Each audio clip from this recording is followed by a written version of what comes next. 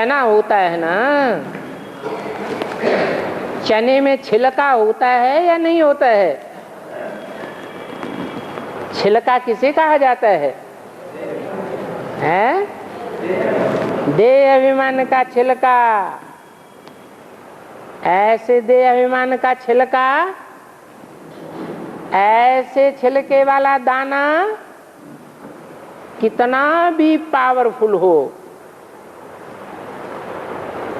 अकेला इस हेल की दुनिया को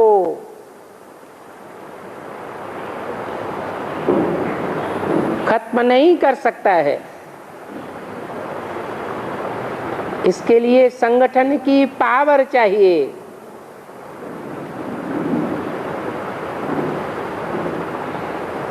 माला को ही संगठन कहा जाता है। जब ऐसे सशक्त संगठन की माला बन जाएगी तो इस हेल की दुनिया का अंत हो जाएगा।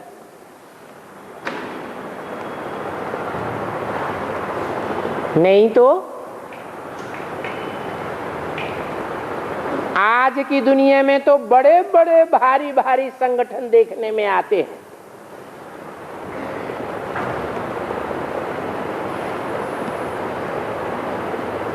मुसलमानों के मक्का मदीना में हज करने जाते हैं, वहां कितनी भारी तादाद में मुसलमानों का संगठन होता है। इतना बड़ा संगठन दुनिया में कोई धर्म वालों का नहीं होता। फिर क्या ये हेल की दुनिया खत्म हो जाती है?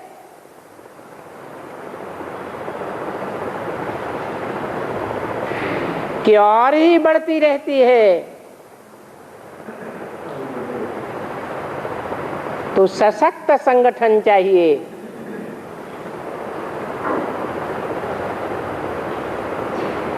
ऐसा संगठन जो भगवान ने आकर के बनाया था, जिसमें सभी धर्मों की श्रेष्ठ आत्माओं को हिस्सा मिला था।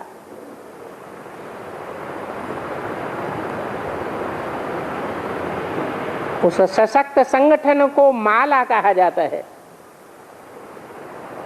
माला रूपी संगठन है जो दुनिया के हर धर्म में सिमरण किया जाता है।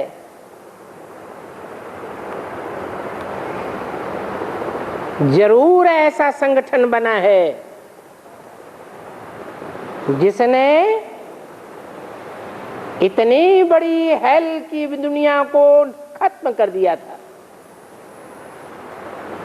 और हेल खत्म करके हेवन को प्रत्यक्ष कर दिया था। तो ये काम एक का हो सकता है क्या?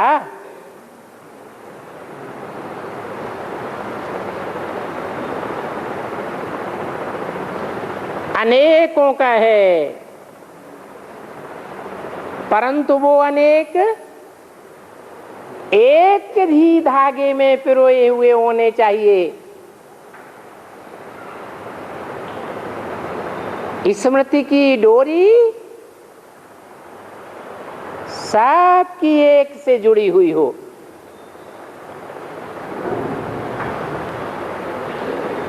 तब ही इतनी बड़ी हेल की दुनिया खत्म हो सकती है। और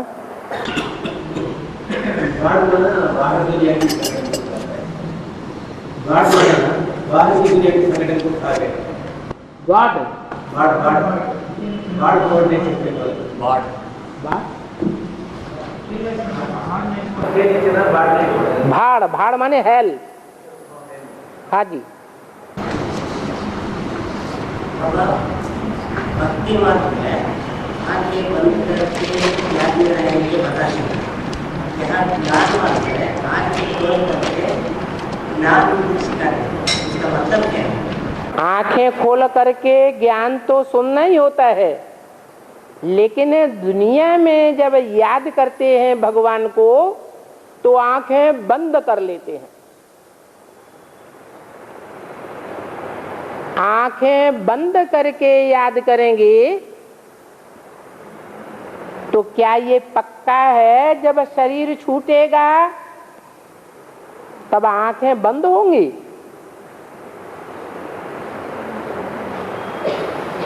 इसलिए अंतमते सुगते पाने के लिए सदैव जागती ज्योति बनना है। आंखें बंद करने का अभ्यास नहीं होना चाहिए। जो आंखें बंद करके याद करते हैं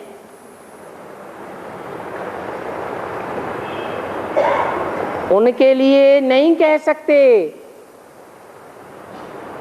कि उनका इंद्रियों पर कंट्रोल है। उनको कर्मयोगी नहीं कहेंगे। कर्म इंद्रियों से किए जाते हैं। आंख से देखा जाता है, कान से सुना जाता है, मुख से बोला जाता है। तो कर्मयोगी बड़ा या इंद्रियों को हठपूर्वक रोकने वाला बड़ा? बाप आकर हमको कर्मयोगी बनना सिखाते हैं। बाप गृहस्थियों को पढ़ाने आए हैं या घर गृहस्थ के कर्म छोड़ने वाले सन्यासियों को पढ़ाने आए हैं?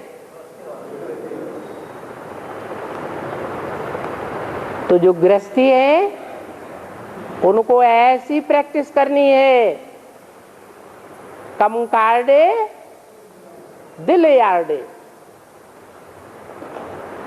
चाहे ज्ञान इंद्रियां हो चाहे कर्म इंद्रियां हो,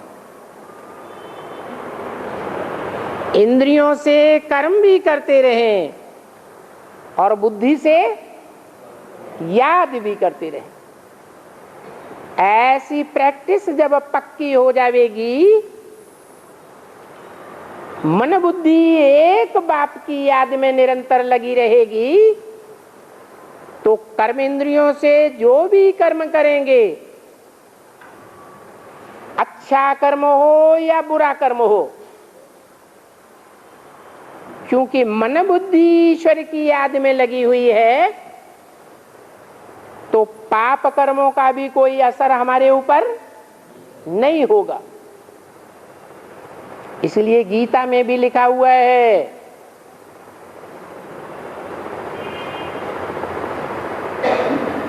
जो निष्ठावान है, बुद्धि को एकाग्र करने वाला है, पक्का योगी है, वो सारी दुनिया को खत्म कर दे, सारी दुनिया की हत्या कर दे तो भी उसके ऊपर कोई पाप नहीं लगेगा।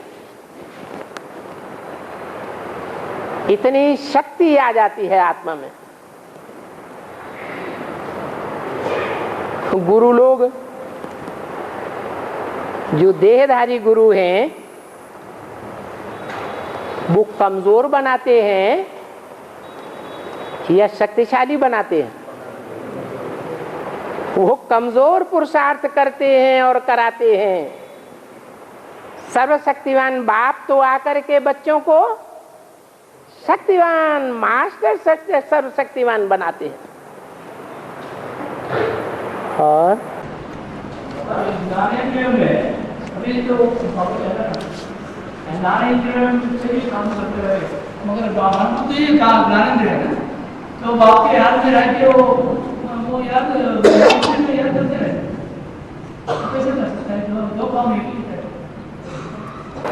वो गुरु लोग, वो ब्राह्मण लोग जिनको बाप का पूरा ज्ञान नहीं है,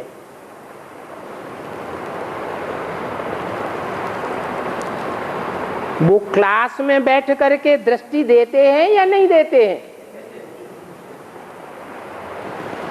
जब उनको बाप का परिचय ही नहीं है, तो उनकी आत्मा रूपी बैटरी जाति जाति की आंखों का संग लेने और देने से संग के रंग से भ्रष्ट होगी या श्रेष्ठ बनेगी?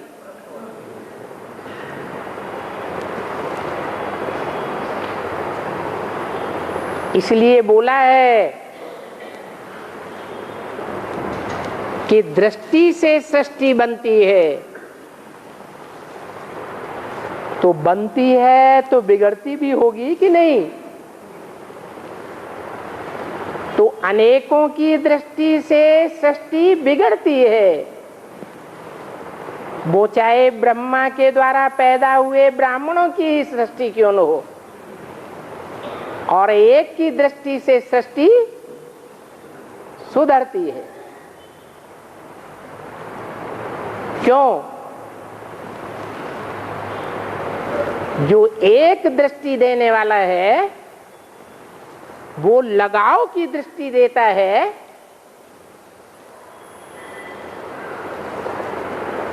या साक्षी होकर के दृष्टि देता है? साक्षी दृष्टा, किसी से उसका लगाव नहीं है, किसी जन्म का भी लगाव नहीं है। तो ऐसी दृष्टि से सृष्टि सुधरेगी या बिगड़ेगी? सुधरेगी। और आने के समय पहले ही बताइए ना, ये क्या बड़ी बात है। जो औलिया लोग होते हैं, तांत्रिक मांत्रिक होते हैं, भूत प्रेतों का आवाहन करते हैं, वो भी दिन मुकर्रर कर देते हैं कि इस दिन आना।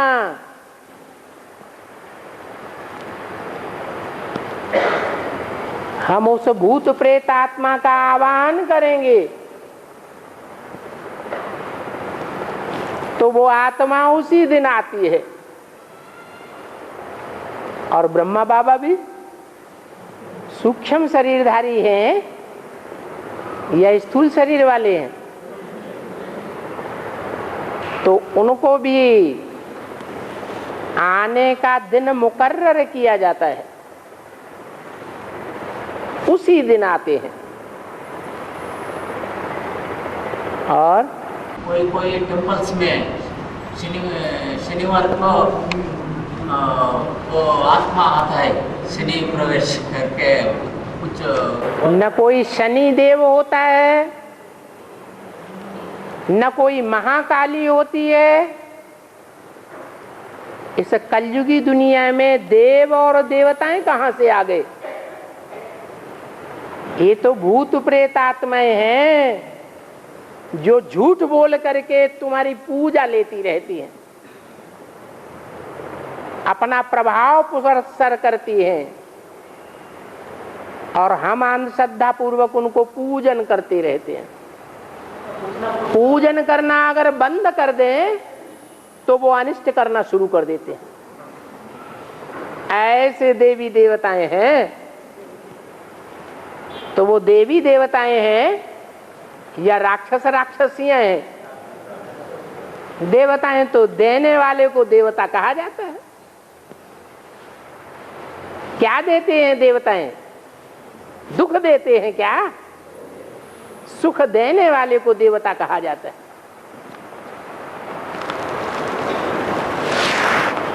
प्रश्न आया है, दादा लेखराज की आत्मा प्रजापिता में 1969 से प्रवेश करती है या 1976 से प्रवेश करती है?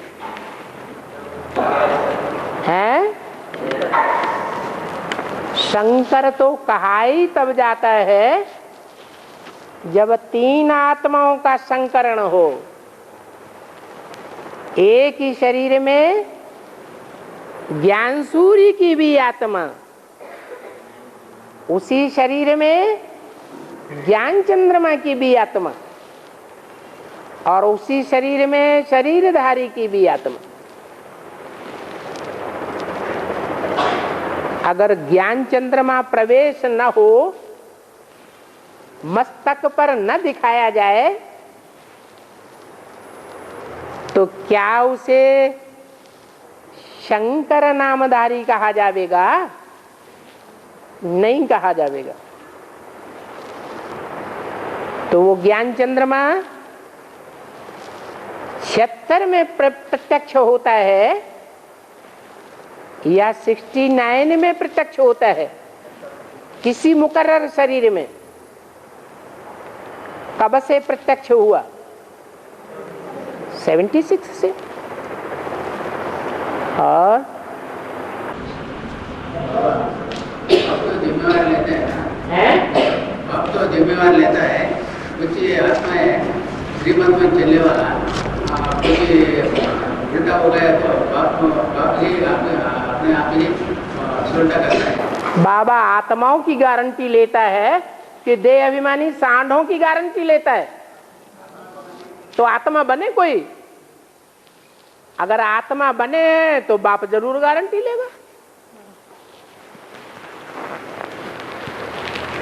आत्मा बने ही नहीं है या नंबरवार बने हैं, तो नंबरवार ही गारंटी काम आवेगी या पूरी गारंटी मिलेगी?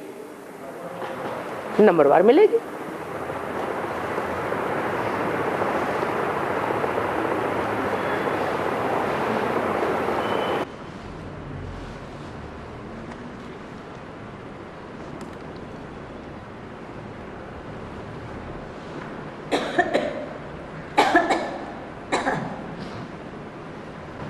बाबा, हाँ, गीता पाठशाला खोलने में अच्छा है, ये युगल्स दोनों यज्ञ में सरेंडर होना अच्छा है।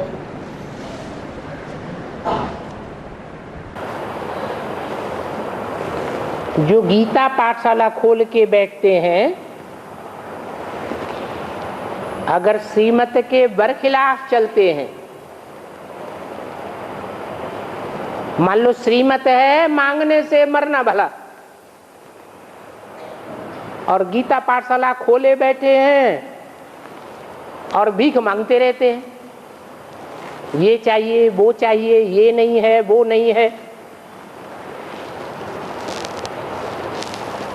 तो उनको सरेंडर बुद्धि कहेंगे या नॉन सरेंडर कहेंगे? नॉन सरेंडर हो गए। और सरेंडर होने वाले भी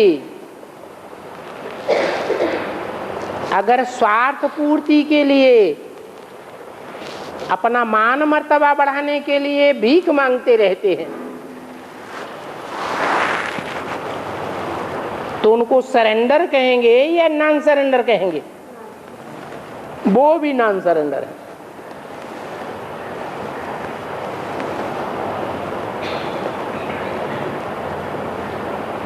क्या बाहर की दुनिया में रहने वाले जो गीता पाठशालाएं खोले बैठे हैं, श्रीमत पर पूरा पूरा चलते हैं, कदम कदम पर बाबा की श्रीमत लेकर चलते हैं, वो सरेंडर बुद्धि नहीं कहे जाएंगे? उनको भी सरेंडर बुद्धि कहेंगे। वो भी राजाई पद पा सकते हैं।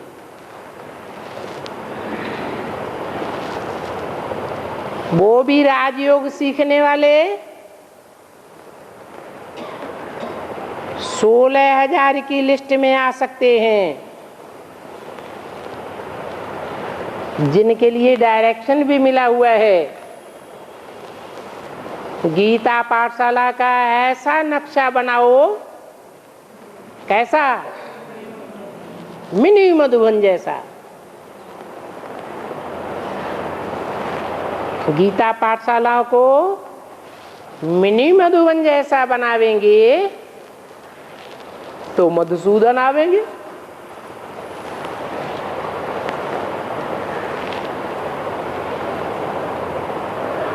गीता पाठशाला नाम ही तब पड़ता है, गीता मंदिर नाम ही तब पड़ता है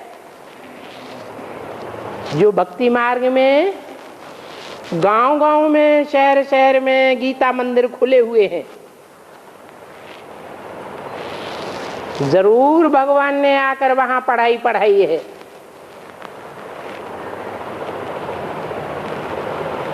परंतु भगवान का विरुद्ध है। मधुबन में ही आवेंगे, मधुबन के अलावा और कहीं भी बाप दादा मिलन मेला नहीं मना सकते। मधुबन में मुरलिया बाजे तो गीता पाठशाला वालों का भी लक्ष्य है कि गीता पाठशाला ही न रहे, मधुबन बन जावे।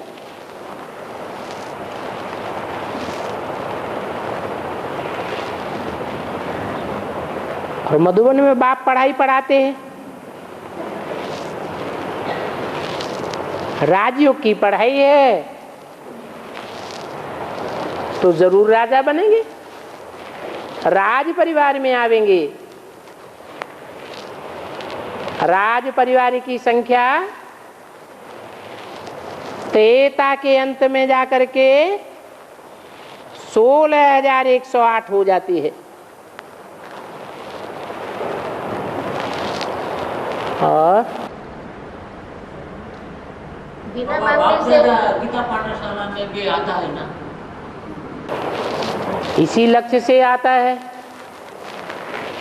कि आज नहीं तो कल गीता पाठशाला क्या बन जाएगी, मधुबन बन जाएगा। बिना मांगने से बाबा कोई ना कोई कुछ ना कुछ देते हैं ना, तब क्या करना बाबा? तो ऊपर हेड ऑफिस में सारा हिसाब देना चाहिए। बच्चे के तो सारा पोता मेल बाप के पास आता होगा। अगर पोता मेल बाप का बच्चे के पास नहीं आता है, क्या दुकान में आया और क्या दुकान में खर्चा किया, ये पोता मेल ही नहीं आता है, तो बच्चा सच्चार है या झूठा है बाप के प्रति? झूठा हो गया। और इतना ज्ञान का बरसात होता है इधर कर्नाटक में, ज्ञान का बरसात होता है कर्नाटक में, और स्कूल में बरसात नहीं आता। बरसात नहीं आता, सोल में बरसात नहीं आता तो वो सोल नहीं बनी होगी, हैं? हाँ, स्कूल में क्या बरसात नहीं आ रही। बरसात नहीं आती?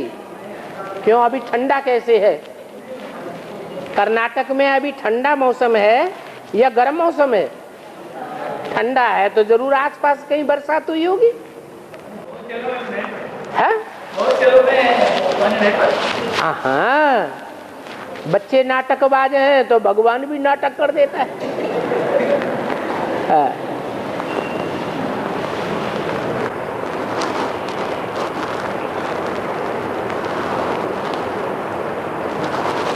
आगे चलकर बाबा सिर्फ मधुबन में आवेंगे और बच्चों को सूचना भी नहीं दी जाएगी,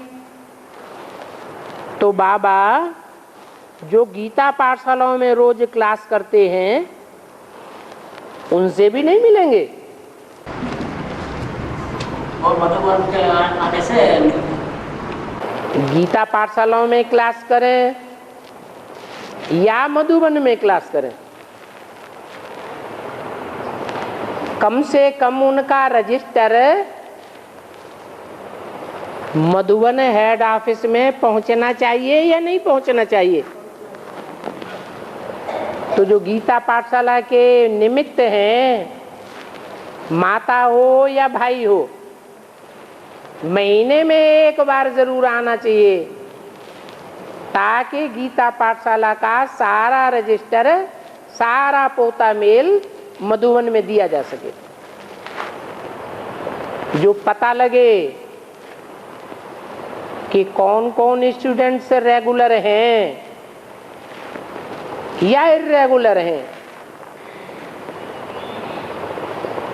आते हैं या नहीं आते, आते ही नहीं है। 2 महीने से भी ज्यादा हो गए।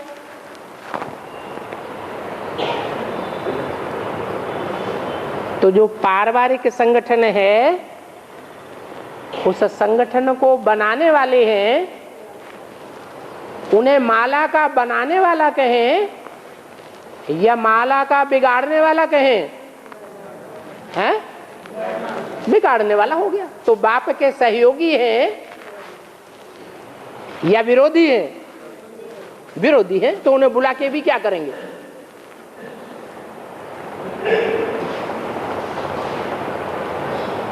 और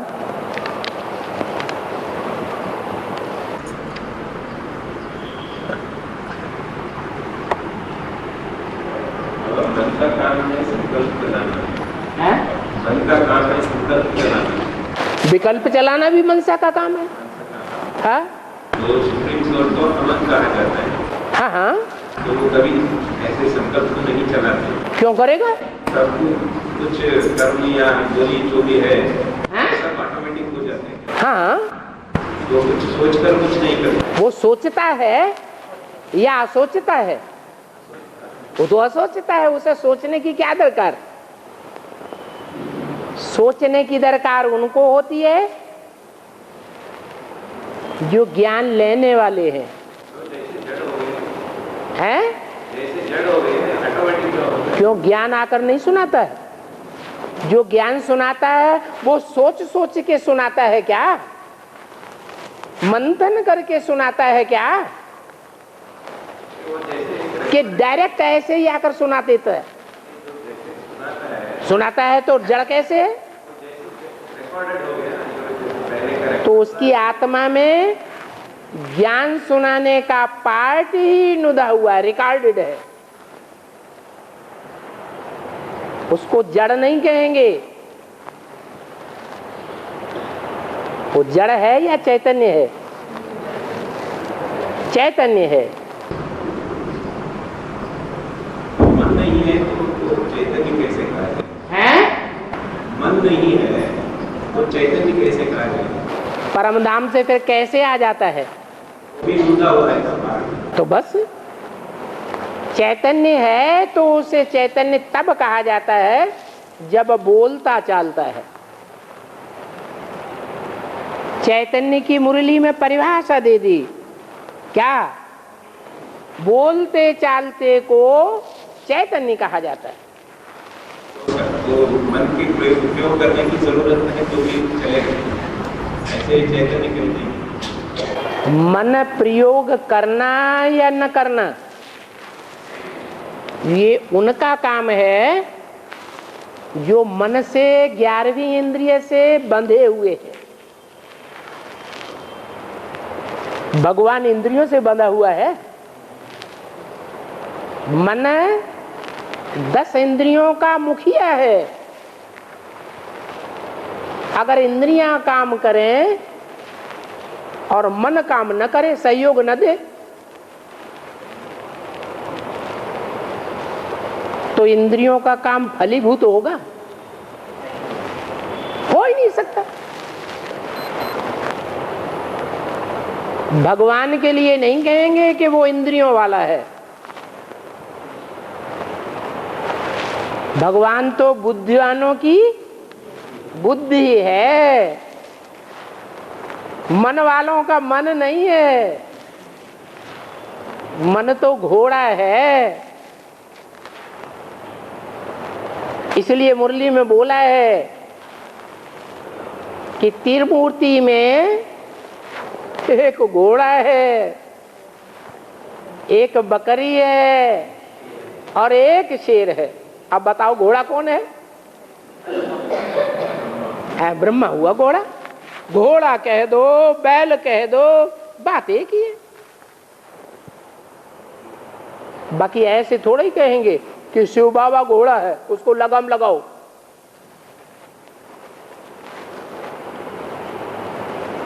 ये ब्रह्मा रूपी घोड़ा है जो कुलांचें भरता है। गीता का साकार भगवान कृष्ण है, तो उसको लगाम लगानी चाहिए या नहीं लगानी चाहिए? परंतु लगावेंगे तब जब पुरुषार्थ की हाई जंप होगी, तभी बैल पर सवारी होगी,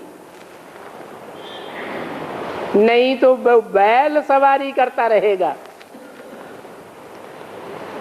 इसलिए ऐसा नहीं है कि बच्चों में शिव प्रवेश करता है। शिव सर्वव्यापी है या एक व्यापी है? वो तो एक व्यापी है। फिर बच्चों में प्रवेश करके कौन काम करता है? बाप दादा काम करते हैं।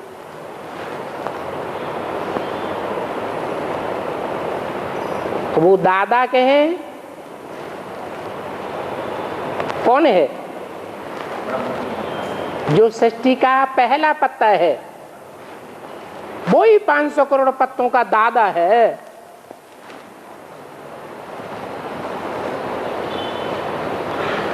पत्ता है,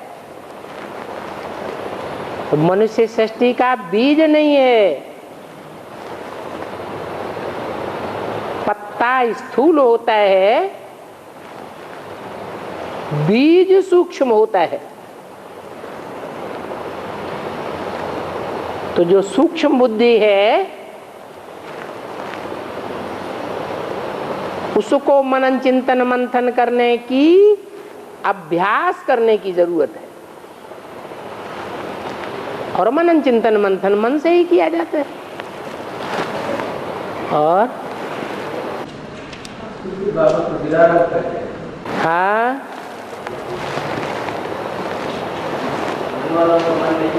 दिल वालों को आराम देने वाला है। दिल वाले जो बच्चे हैं, बाबा ये तन, ये मन, ये धन, ये सब कुछ तेरा, तो सिर्फ कहने से मान जावेंगे या प्रैक्टिकल आकर के दिल एक एक की लेंगे?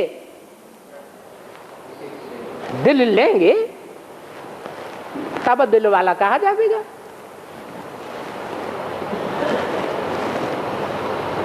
और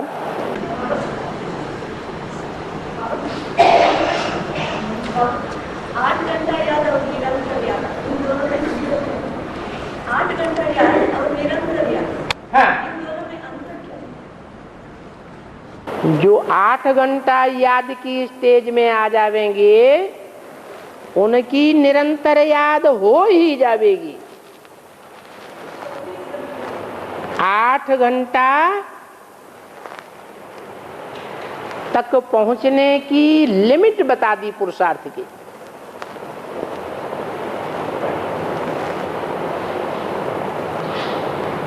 अगर उस लिमिट तक नहीं पहुंचे हैं तो 24 घंटे याद भी नहीं हो सकती। और साधक को कभी बेअंत नहीं कहेंगे, साधक को कभी बेअंत नहीं कहेंगे। हाँ, बेअंत माने सर्वव्यापी, उसका अंत ही नहीं। बेअंत और सर्वव्यापी में थोड़ा फर्क है। बेअंत माने जिसका अंत है ही नहीं। सागर बेअंत है या पृथ्वी बेअंत है?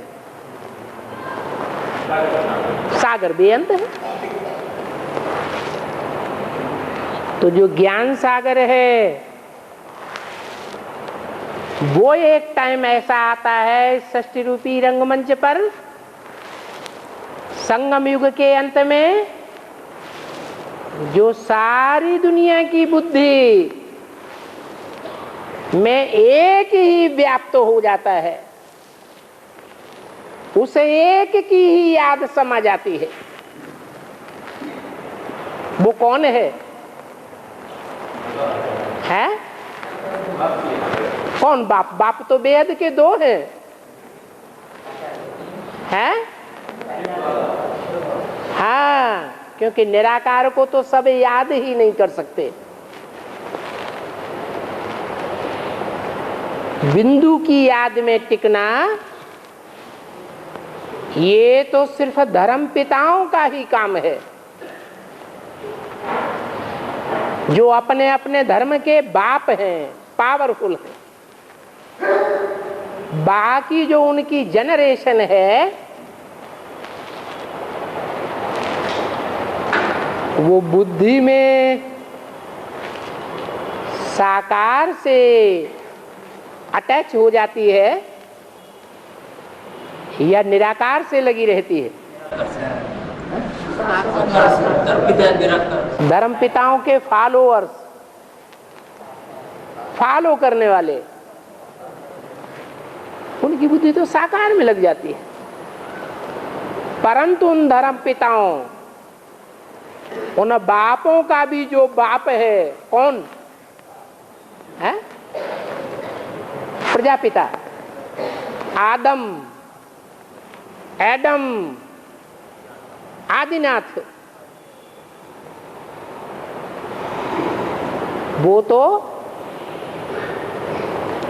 सारे मनुष्य सृष्टि रूपी झाड़ का बीज है।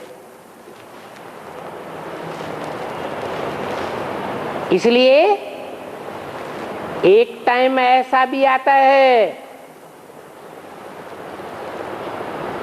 कि वो सभी धर्म पिताएं उसके सामने आकर के नतमस्तक हो जाते हैं, झुक जाते हैं। तो सारी दुनिया की बुद्धि में बैठ जाता है एक सच्चा, बाकी सब झूठे। और भक्ति मार्ग में गायन भी होता है। वो गायन मरने के समय का है या जन्म लेने के समय का है या मध्यम जीवन का है? क्या गायन है? राम नाम सत्य है। वो राम वाली आत्मा ही सारे मनुष्य सृष्टि का बाप है।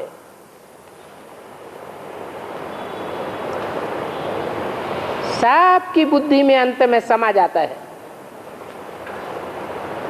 इसलिए जो झाड़ का चित्र बनाया गया है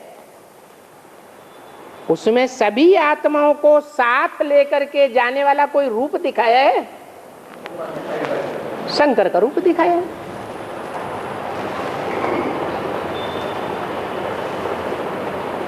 शंकर की बुद्धि में शिव बाप समाया हुआ है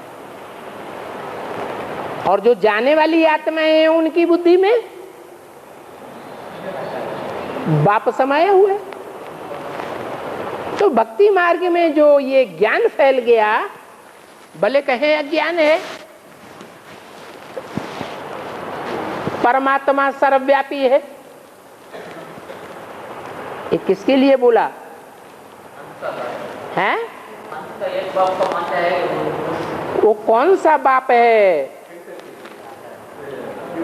जो सारी मनुष्य सृष्टि का बाप है। वो परम पिता नहीं है, सब बापों का बाप नहीं है, उसका भी कोई बाप है, परंतु वो परम पार्टधारी, हीरो पार्टधारी आत्मा अवश्य है, इसलिए परमात्मा है। परम पिता सर्वव्यापी है या परमात्मा सर्वव्यापी है? क्या बोला? भक्ति मार्ग में जो गाते हैं परमात्मा सर्वव्यापी है, वो बात निकली कहां से? अरे भक्ति मार्ग की सारी बातों का फाउंडेशन कहां पड़ता है? संगम युग में। तो किस समय का गायन है? अंत समय में, जब अब 500 करोड़ मनुष्य आत्माएं उस बाप को पहचान जावेंगी तो उनकी बुद्धि में वो ही एक बाप समा जाएगा। साकार को याद करना सहज है या निराकार को याद करना सहज है? और वो साकार भी ऐसा हो जिसमें वो निराकार सद्गुरु मुकर्रर रूप से प्रवेश होने वाला हो, तब का गायन है। परमात्मा सर्वव्यापी है और आत्मा सो परमात्मा। कौन सी आत्मा? क्या सभी आत्माएं सो परमात्मा? सभी आत्माएं परम पाठधारी हैं? नहीं, परम पाठधारी अर्थात हीरो पाठधारी तो रंगमंच पर एक ही होगा या सभी होंगे? एक ही हो। तो उसके लिए गायन होता है भक्ति मार्ग में, आत्मा सो परमात्मा, परमात्मा सो आत्मा, और परमात्मा सर्वव्यापी है। और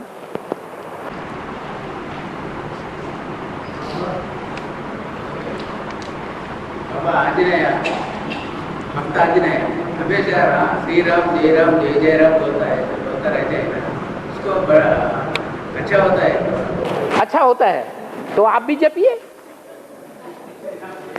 बोलो, हम पीछे पीछे हम भी बोलेंगे। बोलो भाई, श्री राम जय जय राम। कोई नहीं बोल रहा, आप तो बोलिए। हैं? बाबा का याद करता। अच्छा अच्छा अच्छा, हाँ। राम के भक्त रहीम के बंदे और हैं सब आंखों के अंधे। न राम भगवान है, न कृष्ण भगवान है, न रहीम और कबीर भगवान है। भगवान कौन है? जो जन्म मरण के चक्र में ही नहीं आता है। भगवान सर्वव्यापी नहीं है। वो फिर वहीं पहुंच गए। अरे दुनिया बोलती है तो बोलती रहे, भगवान सर्वव्यापी है। हम तो उनको समझा सकते हैं। ये कहाँ का गायन है? भगवान सर्वव्यापी है। क्या वास्तव में भगवान सर्वव्यापी होता है? और भगवान किसको कहा जाता है? भगवान निराकार को कहा जाता है, अभोक्ता को कहा जाता है, अकर्ता को कहा जाता है, कि भोगी को कहा जाता है? अभोक्ता को भगवान कहा जाता है। जो जन्म मरण के चक्र से न्यारा है उसे भगवान कहा जाता है। और रामकृष्ण की आत्माएं जन्म जन्मांतर भोग भोगती हैं कि नहीं भोगती हैं? भोगती है। तो उन्हें भगवान कैसे कह देंगे? हैं?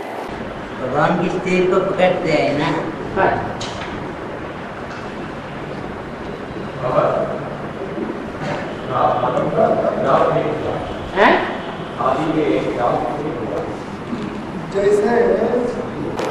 अरे ये कुछ पूछ रहे हैं, इनके बाद पूछ लेना। हाँ,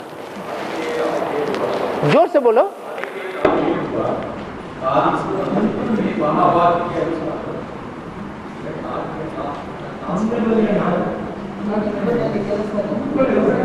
पूछ रहे हैं आदि में बताया राम फेल हो गया।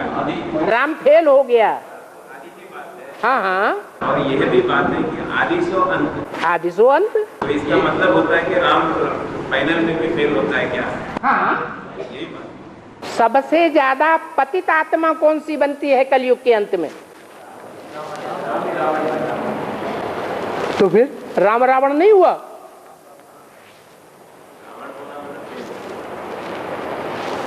जो सबसे जास्ती पतित बनता है वो ही सबसे ज्यादा पावन बनता है। और पावन कौन बनाता है? शिव बाप। और कितनी देर में बनाता है? अरे पावन बनाने में उसको कितना टाइम लगता है? 1 सेकेंड। जिस नंबर का ब्रह्मा उसी नंबर का विष्णु पावन बन जाता है। ब्रह्मा अनेकों के नाम है या एक का नाम है? ब्रह्मा तो अनेकों के नाम है। ब्रह्मा को मुख ही 5 दे देते हैं, चतुरानन कहते हैं, पंचानन कहते हैं, तो 4-5 ब्रह्मा हुए ना। सब एक ही जैसी क्वालिटी के होंगे कि नंबरवार होंगे? नंबरवार होंगे। तो विष्णु भी नंबरवार हुए। और को भी पंचमुख जैसा कहते हैं। अभी वो खड़ा है, उसको बोल लेने दो। हाँ, करना पॉइंट है। जैसे बाथरूम जाने के बाद हम स्नान करते हैं, बाथरूम जाने के बाद, हाँ, ऐसे ही शेव करने के बाद स्नान करना चाहिए।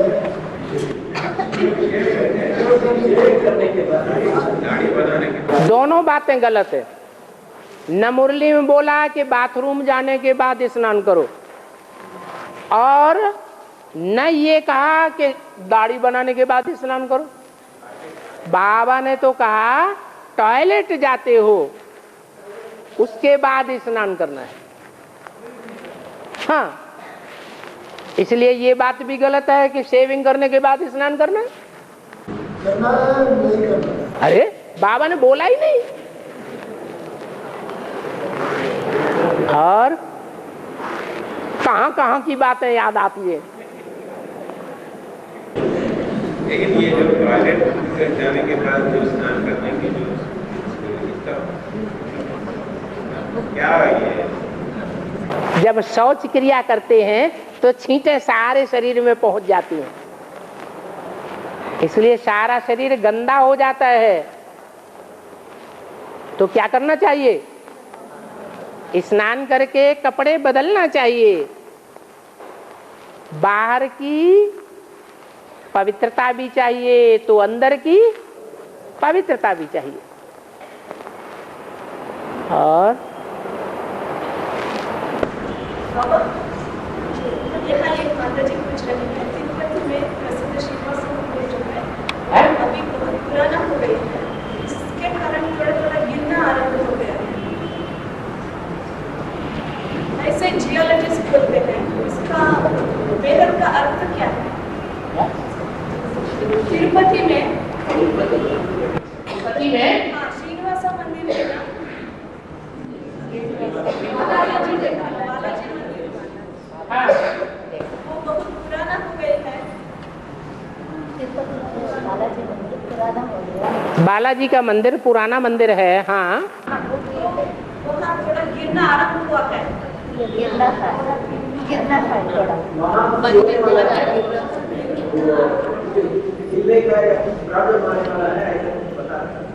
कौन बता रहा है? दुनिया में जो कुछ बताएंगे तो सारी बातें मानते जाएंगे, मनन चिंतन मंथन करते जाएंगे। बाबा की बातों पर मनन चिंतन मंथन करना है या दुनिया जो कुछ कहेगी तो मनन चिंतन करना शुरू कर देना है? दुनिया वालों ने कहा माया सभ्यता की कैसेट है, 2012 में विनाश हो जाएगा। लोगों ने मनन चिंतन मंथन करना शुरू कर दिया। तो ये दुनियावी लोगों का काम है या बाबा के बच्चों का काम है? दुनियावी लोगों का काम है सुनी सुनाई बातों पर चलना।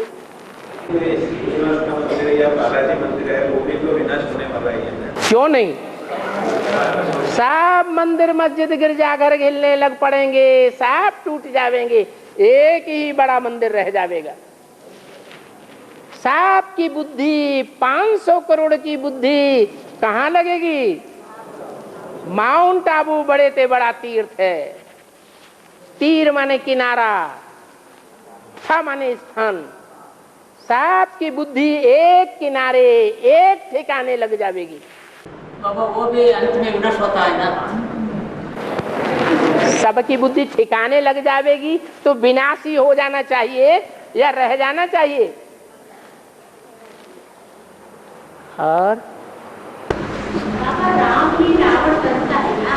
हाँ, राम और रावण को इकट्ठे दिखते हैं, दोनों को इकट्ठे दिखते हैं ना। हाँ, कैसे कैसे हो सकता है राम और रावण? सबसे बड़ा रावण और सबसे बड़ा राम कौन बनता है? जो सबसे बड़ा राम है वो ही सबसे बड़ा रावण बनता है। तो छुपा रुस्तम बाद में खुलेगा या पहले खुलेगा? बाद में खुलता है। जो पहले पहले खुल जाते हैं वो बड़े नहीं हैं, जो अंत में जाकर के खुलता है वो बड़े से बड़ा है। जो बड़े से बड़ा है वो दुनिया का बड़े से बड़ा संहार करने वाला साबित हो जाता है, बड़े से बड़ा संगठन बनाने वाला साबित हो जाता है।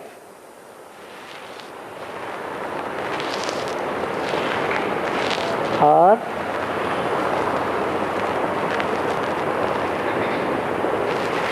2028 में 4.5 लाख की पढ़ाई पूरी होती है।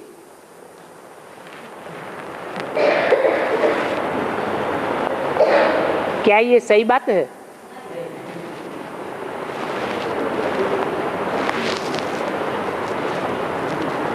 मुरली में तो बोला है तुम बच्चों को तमो प्रधान से सतो प्रधान बनने में 40 से 50 वर्ष लगते हैं। तो बाबा किनको तुम बच्चे कहते हैं? वो उनकी ज्यादा से ज्यादा संख्या कितनी है जिनको तुम बच्चे कहते हैं? है? बस हाँ, जो भी राजयोग की पढ़ाई पढ़ते हैं बाबा से वो सारे ही उस लिस्ट में आते हैं, राज परिवार की लिस्ट में आते हैं। पहले राजाएं सतो प्रधान बनेंगे या प्रजा सतो प्रधान बन जाएगी? तो 2028 तक 50 वर्ष पूरे होते हैं। वो 16,108 राज परिवार के भांति तमो प्रधान से सतो प्रधान बनते हैं। फिर उनके पीछे पीछे लगे रहने वाले, जैसे कोई राजा होता है, उस राजा के राज्य में ढेर सारी प्रजा है, तो क्या जो ढेर सारी प्रजा होती है वो सब राजा के ही भगत होते हैं या कोई कोई रानी के भी भगत बन जाते हैं? या कोई राजा का जो बड़ा बच्चा है युवराज उसके भी भगत बन जाते हैं? या छोटा बड़ा राजकुमार है उनके भी भगत होते हैं या नहीं होते हैं? तो 2028 तक जो 16,108 की संख्या पूरी होती है, फिर नंबरवार उनके फॉलोअर्स अर्थात प्रजावर्ग की आत्माओं का भी पुरुषार्थ पूरा होना शुरू होता है। तो 2028 से लेकर के 10 वर्ष तक 2037 तक पूरी राजधानी तैयार हो जाएगी। पूरी राजधानी तैयार होगी तो पूरा विनाश भी हो जाएगा। ये स्थापना और विनाश का कनेक्शन जुटा हुआ है। जितनी जितनी स्थापना होती जाएगी उतना ही विनाश होता जाएगा।